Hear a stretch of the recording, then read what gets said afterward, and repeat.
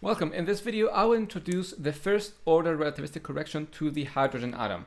Now, what we have done in the previous course when we first discussed the hydrogen atom is that we found the energy levels, but the issue is that we ignored many different aspects of the hydrogen atom. Now, I introduced them quickly in a previous video, and now we will address the first issue, which is the fact that the electron that is orbiting the proton in a hydrogen atom is going at speeds in which the relativistic effect should not be neglected.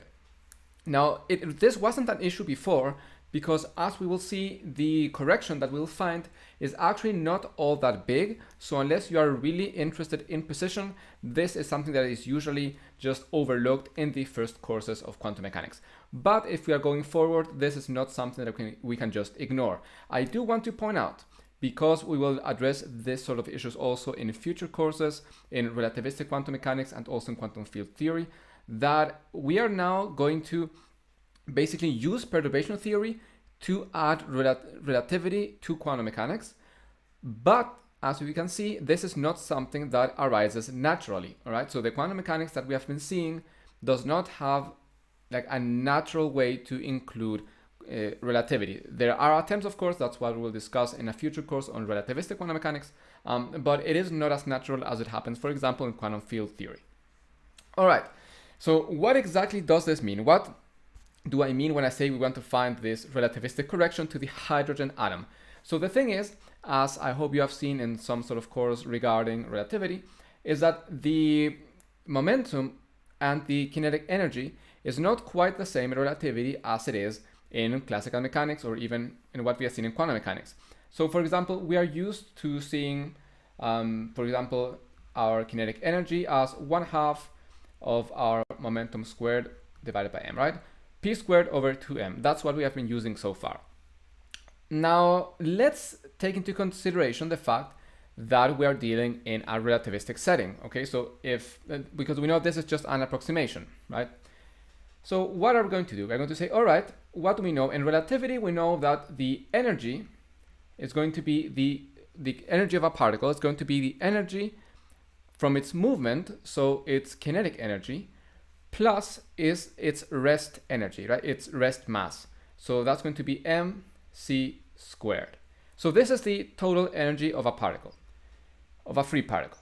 Now, what else do we know? Well, we know that you can also write the energy squared, right, from Einstein's famous relation as p squared c squared plus m squared c to the 4th power. Okay, these formulas come from, special relativity. I hope this isn't new. If it is, do suggest checking them out so that you at least kind of know where they come from. Now we can square the first equation, right? So that we can then combine these two, because what we want to achieve is we want to find a formula for this kinetic energy, which is now relativistic. So by squaring them, we can simply put these two equations to be equal, and we get the following. So we get T plus mc squared squared is equal to p squared c squared plus m squared c to the 4th power. And we can now take the square root of both of these. And we can now subtract the rest mass. So we get minus mc squared on the right hand side. Now we did choose the positive sign for the square root. I will not really get into why. That is a much deeper discussion that we will have when we get to relativistic quantum mechanics, when we start discussing the Dirac equation, where such issues arrive much more frequently. But for now, we're just going to take the positive sign and, kind of not complain too much about it. In principle, this is already correct, but the matter is that dealing with square roots is obnoxious, to say the least. So we would like to get rid of it. Now, how do we get rid of a square root? Now, a way to do it is to approximate. So we can use, for example, the binomial expansion for a square root. Now, what is that expansion? You might ask. So the expansion is that if we have 1 plus x, right, and this is to some nth power, this is in a general way, we can write this as 1 plus an x over 1 factorial, which is 1, but I think it's always good to stress it so that the pattern is much more obvious, plus n times n minus 1 x squared divided by 2 factorial, and so on and so forth. The thing is that because we're going to be dealing with small corrections, going for a higher order than this doesn't make much of a difference. You could, of course, go for more accuracy, but as I mentioned, it's not going to make much of a difference. All right, so we're going to apply this to what we have up here. The problem is that we don't have this square root. In this case, n is going to be equal to 1/2, by the way. So we don't have this square root in this same way. So we have to apply a little bit of algebra here. So let's now factor out mc squared from this, because m squared c to the 4th is simply mc squared. So when we factor it out of here, it's going to come out as mc squared. Okay, so what do I mean? I mean that what is in here, I'll do this step by step. So we factor out m squared c to the 4th power with the objective that we can then take it out of the square root. So in order for us to factor this out from the first term, we have to make a few adjustments. So p squared is there, it's not going to change, but we only had c squared before, and we need c to the 4th power. So we have to compensate by putting a c squared under here, and similarly we need to compensate by putting an m squared here. And you can check that this is correct by simply multiplying through. The m's cancel out, c squared cancel out a little bit of this, and you are left with p squared c squared, which is exactly what we should have. And this part over here is simply going to be 1. Okay, and we can now take this out of the square root. I'll do it immediately, and we get mc squared multiplying this, and we still have this minus mc squared over here. So we can actually factor this mc squared from both of these terms. So we get mc squared multiplying the square root, which now has p squared, m squared, c squared plus 1. And also we have this minus 1. So it looks much, much better now. And as you can notice, now inside of this square root, we have the desired form. This is of the form 1 plus x, where x is p squared over m squared c squared. So that is the next step. Now let me maybe get rid of this because I want to keep this formula inside. We don't need this anymore. I'll move it up. All right, so just to be clear, this right here is our relativistic form of the kinetic energy. Now, this is simply a derivation that is also done in special relativity. So if you already know this, I hope it's nothing too bad. Now we apply the expansion. So mc squared is still going to be here. And we are going to get 1 plus n is 1/2. So we get 1/2. And x is p squared over m squared c squared. All right? This was the first term. Now comes the second if you count this one as the first. And the third term right here is n minus 1. So n minus 1 is going to be minus 1/2. So we get minus 1/4 from here. And it's also divided by 2. So we get minus 1 over 8. And this is now multiplied by x squared. And again, since x is p squared over m squared c squared, we get p to the 4th power, m to the 4th power, c to the 4th power. And here you could, of course, add higher orders, but as I mentioned, it's not going to make much of a difference, so no need. And then we still have this minus 1 that is lingering around. So here we have now gotten rid of this square root with enough accuracy for what we want to do, which is to get a first order relativistic correction. So the minus 1 is going to cancel the 1. And now let's multiply through. So this mc squared is going to cancel some of this. So we get p squared over 2m. And in this second term here, we get minus 1 over 8 times p to the 4th m cubed c squared. And we can see that this first part right here is simply the non-relativistic form of the kinetic energy. And this part right here is what is the first correction to the relativistic energy, right? And that's exactly what we are looking for. So this right here is basically our unperturbed Hamiltonian. This right here is what we are looking for. Maybe I shouldn't erase it, maybe I just write it somewhere else.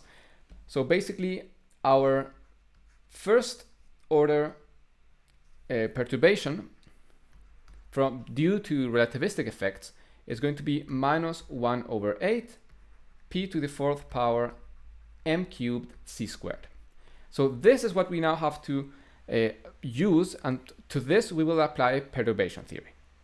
So what should we do? Is this a case for degenerate perturbation theory, or is this a case for non-degenerate perturbation theory? Now, as you might recall, the hydrogen atom is in fact very, very degenerate. Okay, so we should in principle have to use degenerate perturbation theory, which is kind of annoying. And what did this entail? So when we used degenerate perturbation theory, we had to find this W matrix, right? And its eigenvalues were the energy levels that we were looking for, the corrections to the energy levels. So what we did is that we diagonalized this W matrix, and when we find its new form, we could find the eigenvalues, so the energy levels. And that's basically what we did. But the thing is that due to the nature of our Hamiltonian, right here, this Hamiltonian is going to be spherically symmetric, and it's going to commute with the angular momentum operators, right? Lz and L squared. And that means when you have operators that commute, as we have mentioned, they also have these corresponding eigenvalues, right? They have this joint set of them. And this means that we are actually in a case which is very lucky, because it means that the eigenvalues that we would find when we use degenerate perturbation theory are going to be exactly the same that we will find using non-degenerate perturbation theory. So that is very, very lucky, because it means that we can simply go ahead and use the simpler version, which is non-degenerate perturbation theory. If you like suffering, you are free to go ahead and use degenerate perturbation theory, and you will come to the exact same results. Okay, and what did non-degenerate perturbation theory tell us to do? Now, it said that we have to basically take the inner product of our perturbation, which maybe let's call it HR1 as we did here, with respect to our states. And since this right here is our perturbation, let's just go ahead and calculate this. So it's going to be -1/8 m cubed c squared. I just pulled all of our constants out of the inner product, and then we get psi, right, our wave functions, p to the 4th, which is our operator here. Maybe I'll just write it with a hat to emphasize it, and psi. And we seem to be a little bit stuck here, but since p squared is going to be Hermitian, we can actually use our favorite trick that we have used many times in the past, which is to use the properties of these bras and kets. And we are going to take one of these p squared, because p to the 4th power is basically p squared. So we take one of them and let it act on the bra side, and the other one stays acting on the ket. And this is squared. And why is this useful? Why do we care about this? Because p squared acting on psi is something that we have actually seen in the past. And where have we seen it? Well, remember the Schrödinger equation. So the Schrödinger equation told us that the momentum squared over 2m plus the kinetic energy acting on psi, of course, on our wave functions. This is going to be our energy acting on the wave functions. So from here we can find p squared acting on psi.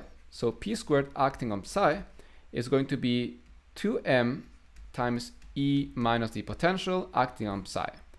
So we can plug this into what we had just found. So let's do that right now. So this, the expectation value, right, of this first order correction to the relativistic levels, or simply HR1, this is going to be -1/8 m cubed c squared times. Now comes the juicy part. So we said p squared psi, but we know that p squared psi is going to be 2m e minus v psi. So we get the same on both sides. All right. Now, what do we do with this? Well, we can pull the constants 2m out. That's the first step. So we get minus 1 over 2mc squared. Okay, that's step number 1. Step number 2 is now to simply multiply through. So here we have e psi, right? So don't get scared by the fact that we have these brackets. We have worked through how you can use algebra with brass and kets. If you are unsure, I do recommend going back to that because it is very important. Okay, so first this e psi, we have e psi, and then we have e psi again. E is simply a constant, it's the energy.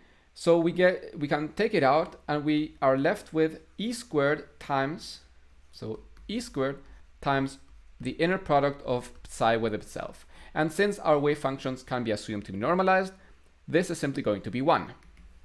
Now, next step, we get minus, and we have v psi e psi, right? This comes from this part here and this part here. And here, once again, we can pull out the e, and we're going to be left with the inner product of psi v psi. So this is simply going to be the expectation value of v. So we're left with minus e expectation value of v. And then we have, similarly, when we multiply, well, it's the same, but I meant to say we multiply this with this. It's going to be the same result, but it doesn't matter. So now comes the third part of the multiplication.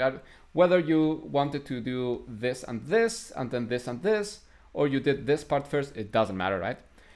So the next part is going to be, once again, minus e expectation value of v for the same reason. And finally, we get the part of v psi,